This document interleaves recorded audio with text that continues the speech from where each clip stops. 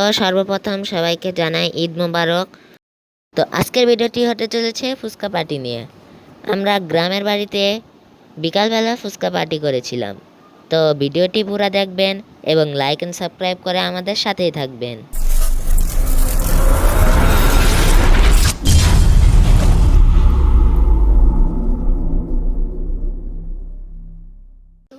তো এই যে আমরা আমাদের মাটির চুলাতে ফুচকা ভাজতেছি। দেখেন, আমরা গরম তেলের উপর ফুচকাটি দিয়ে দিলাম এবং কি সুন্দর করে ফুচকাগুলো ফুলে উঠছে।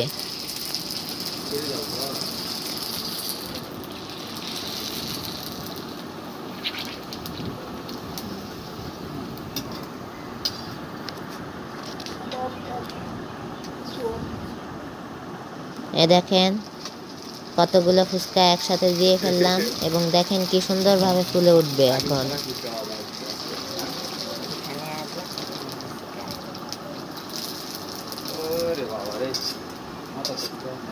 এই যে ফুচকাগুলো নিয়ে নেওয়া হচ্ছে। দেখেন কতগুলো ফুচকা হয়েছে। আমাদের কাছে আরো ফুচকা আছে। এই যে আমাদের এখানে এখনো বাঁচতেছে। তো এখানে আমাদের আলু, ডিম ইত্যাদি ইত্যাদি জিনিস রয়েছে এখানে। এগুলো দিয়ে আজকে আমরা ফুচকা বানাতে চলেছি। তো ভিডিওতে এক্ষুনি লাইক এন্ড সাবস্ক্রাইব করে দেন। দেখেন কি সুন্দর করে কতগুলো ফুচকা ভাজা হয়ে যাচ্ছে। দেখেন কড়াইতে কয়েকটি ফুচকা দেওয়ার পর কিছুক্ষণ পরই ফুচকাগুলো কি সুন্দর করে বড় হয়ে যাবে। দেখেন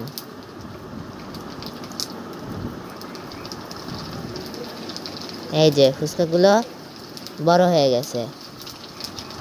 তো এখন এগুলো নিয়ে ফেলা হবে। এই যে এখন নিয়ে ফেললাম।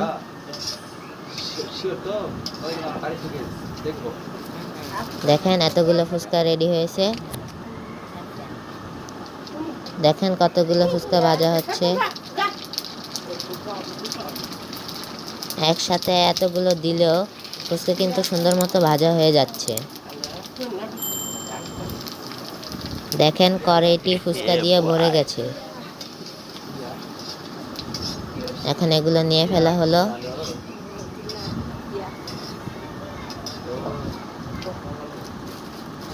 দেখেন কতগুলো ফুচকা হয়ে গেছে আমাদের, কিন্তু এখনো প্যাকেটে অনেকগুলো ফুচকা রয়েছে।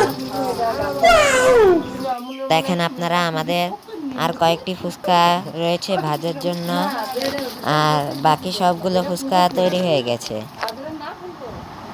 তো যতক্ষণে ফুচকা বানানো হচ্ছে ততক্ষণে আমরা ফুচকার যে টকটি ব্যবহার করা হয় ওটা।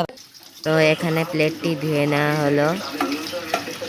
প্লেটটি ধুয়ে নেওয়ার পর এর ভিতর দিয়ে দিলাম আমরা পানি। পানি দেওয়ার পর আমরা এটাকে নিয়ে এর উপর আমরা তেঁতুল গুলিয়ে নিব। যতক্ষণ তেঁতুল গোলানো হচ্ছে ততক্ষণ আপনারা আমার চ্যানেলটিকে লাইক এবং সাবস্ক্রাইব করে দেন।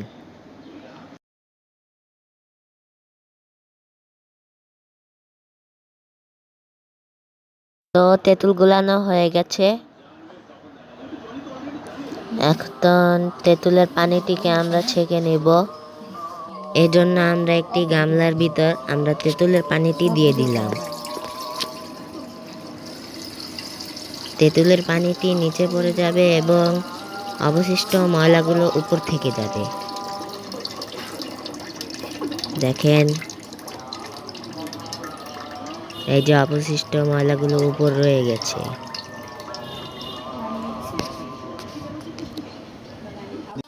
আর অন্যদিকে শুকনা মরিচ ভেজে নেওয়া হচ্ছে। ভেজে নেওয়ার পর আমরা এই শুকনা মরিচগুলোকে ওই বাটির ভিতর আমরা পেষে নিব। তো আমাদের 315 সাবস্ক্রাইবার হয়ে গেছে। আর অল্প কিছুদিনের মধ্যে আমাদের 400 সাবস্ক্রাইবার হয়ে যাবে। প্লিজ সাবস্ক্রাইব করে দেন। আপনারা যতক্ষণে সাবস্ক্রাইব করবেন ততক্ষণে মরিচগুলো বাটির ভিতর পিষে নেওয়া হয়ে যাবে। মরিচটি পিষে নেওয়া হয়ে গেছে। এখন এর ভিতর ওই টক পানিটি দিয়ে দিলাম আমরা।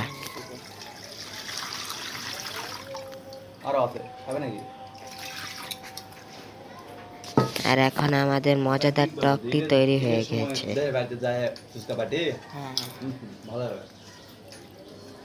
দেখেন কি সুন্দর লাগছে দেখতে।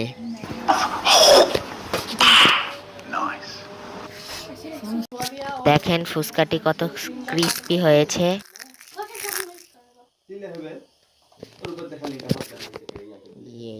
তো এখানে আলুর খোসা ছিলে নেওয়া হচ্ছে।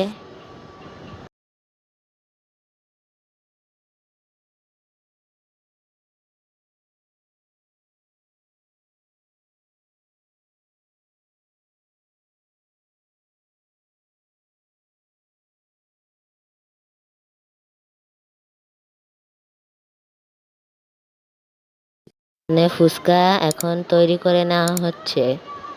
ফুচকার ভিতরে আলুর দমটি দিয়ে নেওয়া হচ্ছে।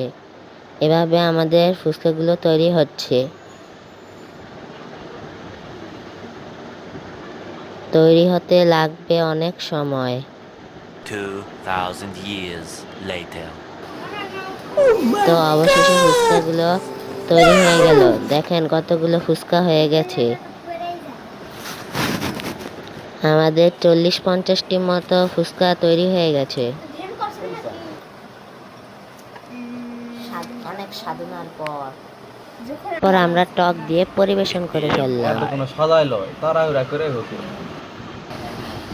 আর যে এই ফুচকাটি খেতে অনেক মজাদার ছিল। সর্বপ্রথম আমরা টক নেব এবং দুটি ফুচকাকে আমরা ভেঙে তার গুঁড়াকে নিয়ে ফেলবো এবং তারপর টকের উপর আমরা দিয়ে দিব সেই গুঁড়াগুলো। তারপরে আমাদের চটপটি তৈরি হয়ে যায়। এভাবে আমরা ফুচকা এবং চটপটি দুটাই একসাথে খেতে পারবো।